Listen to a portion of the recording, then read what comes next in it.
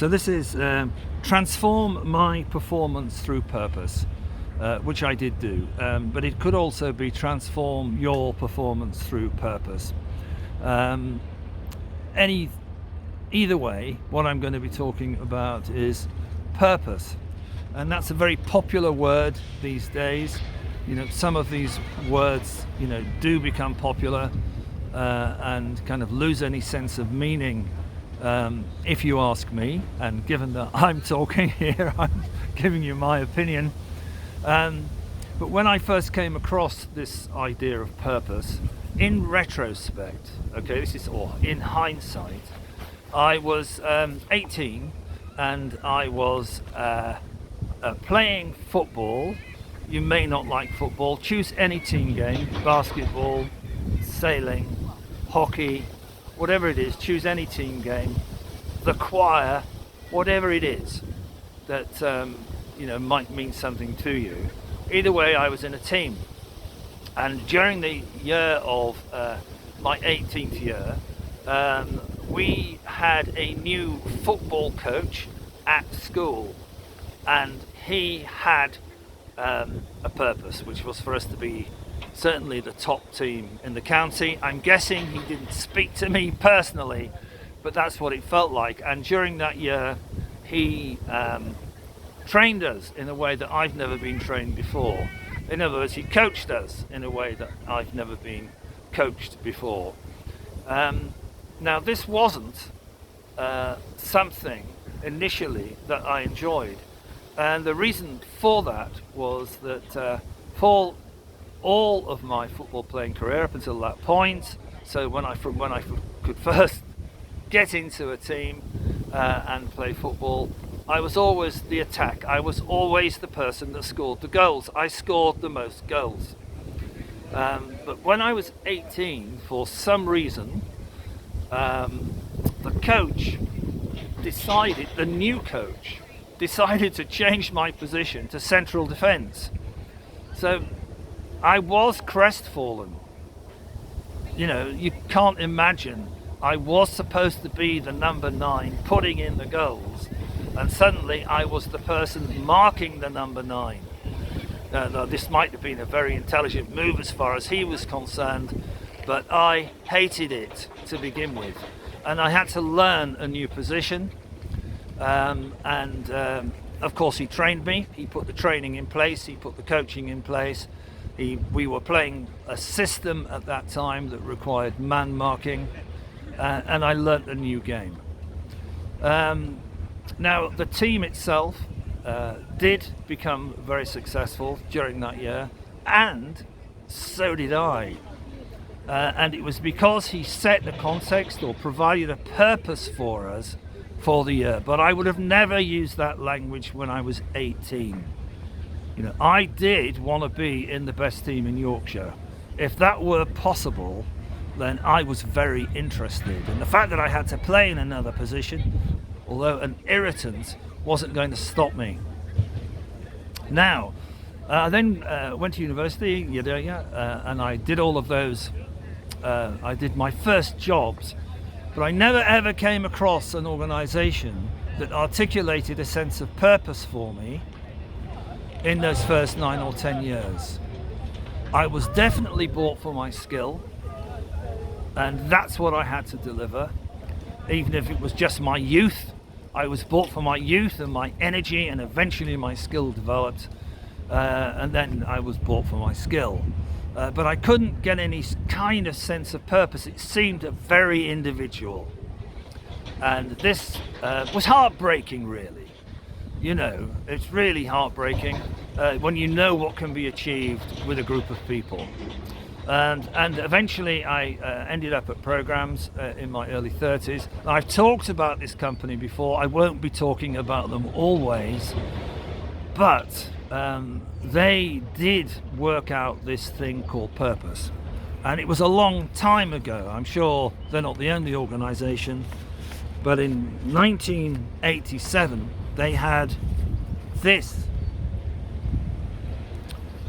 which is the Manual of Culture, Values and Ethics. And in it, it says, our emphasis is on one particular purpose, common to the individuals of the group. This purpose is to provide an enhanced quality of life through the vehicle of business, and to express the power and creativity that comes from synergy and alignment. This purpose is to provide an enhanced quality of life through the vehicle of business. So there was a purpose. And again, unfortunately, they changed my position. In fact, they changed my position many times. I was promoted, demoted, moved horizontally, whatever was required in order to provide an enhanced quality of life through the vehicle of business. So this sort of idea of purpose is great. You know, it looks good in the press.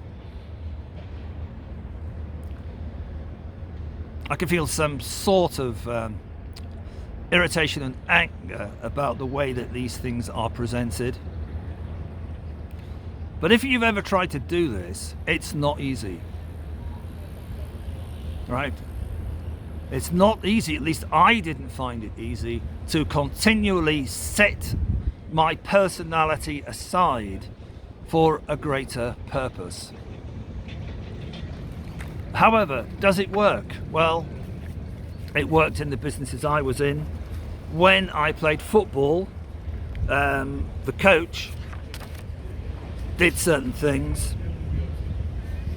He provided the necessary training. He provided the necessary infrastructure, and he made the appropriate demands. So he provided the necessary training, provided the necessary infrastructure, and made the appropriate demands. And then these demands become self-generating within the team.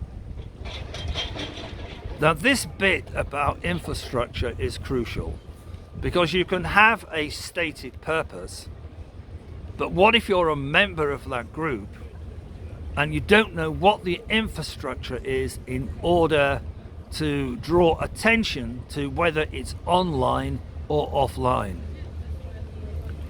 At programs, we had something that probably no one will ever do again. Okay, we had morning meetings when we could actually meet people, and every team would meet first thing in the morning, and any issues were discussed. And the whole company, all right, several hundred people, no more than that, would meet every Friday evening and discuss any issues that needed to be discussed. Now this infrastructure of communication, experiential communication, provided a net, a kind of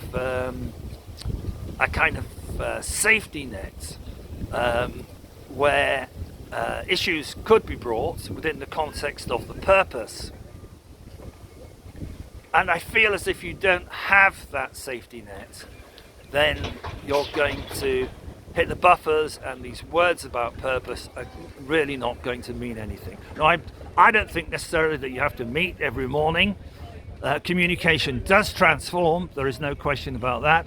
Maybe there are other ways of doing it. If you've got a global business, obviously you're talking about other ways of doing it. But a purpose without some kind of infrastructure isn't going to survive. It's just going to be words on the paper. Okay, now most people can't be bothered with this. They'd rather put the words up and leave them there. So I think I kind of feel strongly really to emphasize that despite the fact that everyone's talking about purpose-led business, I think you're going to be hard-pressed to find many unless you've actually done the work. And most people, most businesses either haven't thought about it or are too lazy to do the work. As long as they're getting the figures, they don't care. Okay.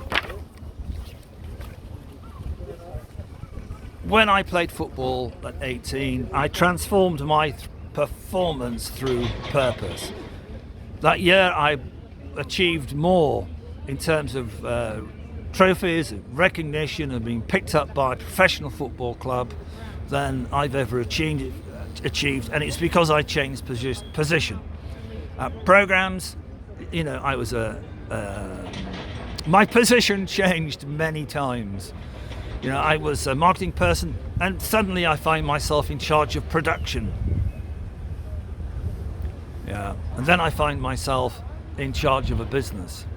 So my position changed many times, and I transformed my performance through purpose. And I'm suggesting that you can transform your performance and your team's performance through a clear understanding and delivery of purpose with the right infrastructure.